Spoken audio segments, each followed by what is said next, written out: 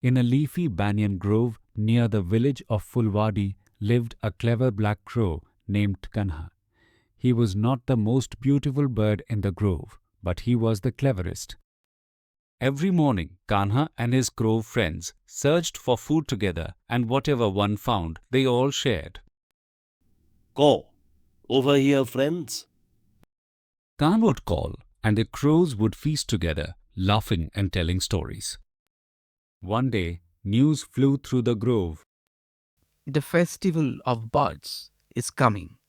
Every bird will gather by the lake, and the most splendid bird of all will be crowned bird of the year. The peacocks spread their shimmering tails, the parrots flashed their green and red, the kingfishers gleamed like little jewels. And Kanha looked down at his own feathers, plain, black and dull. His heart sank. Who will ever look at a plain black crow? That evening, walking by the lake, Kanha found something wonderful. A heap of bright feathers the peacocks and parrots had shed, gold, blue, green, and red. A greedy little idea sparkled in his mind. If I cannot be born beautiful, I will make myself beautiful. All night, Kanha stuck the bright feathers onto his body with sticky tree gum, gold on his wings, blue on his chest, a peacock's eye on his tail. By morning, the plain black crow had vanished. In his place stood a dazzling bird no one had ever seen. Kanha, is that you? You look magnificent. Do not call me Kanha, and do not stand so close. You common crows will dirty my fine feathers. And he flew off toward the grand birds, leaving his friends behind, hurt and silent. Who is this gorgeous creature? Surely he will be crowned bird of the year. Kanha strutted and preened, drinking in their praise. He had never felt so important. But just as the crowning was about to begin, a mischievous wind came swirling across the lake. It tugged at Kanha's feathers, and one by one, the borrowed feathers began to peel away. A gold feather floated off, then a blue one. Then a peacock's eye spun to the ground. Look, those are my feathers. And mine. This is no rare bird. This is a crow, a thief dressed in our castops. The beautiful birds were furious. They pecked at him and shooed him away. Fraud, cheat, away with you.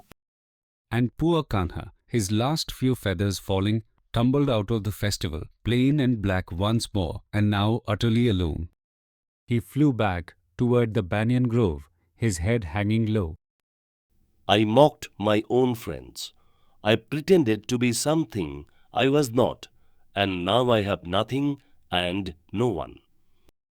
But as he landed sadly on the old banyan tree, he heard a familiar caw. His crow friends were still there.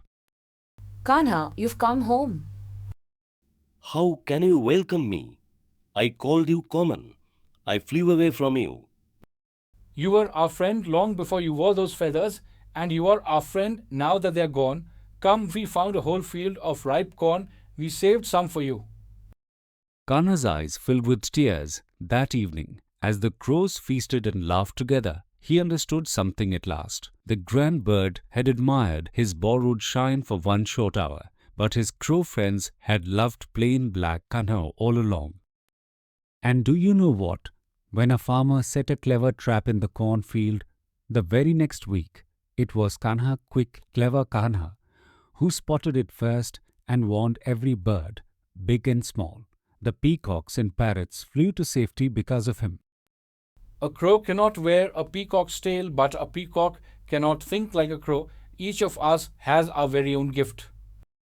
From that day, Kanha never again wished to be another bird. He held his head high, not because he was the most colorful, but because he was clever, he was kind, and he was truly himself. And so, dear children, remember this. Borrowed beauty falls away with the first wind, but who you truly are and the friends who love you for it stay with you forever. This is today's story. We'll meet again in another interesting story.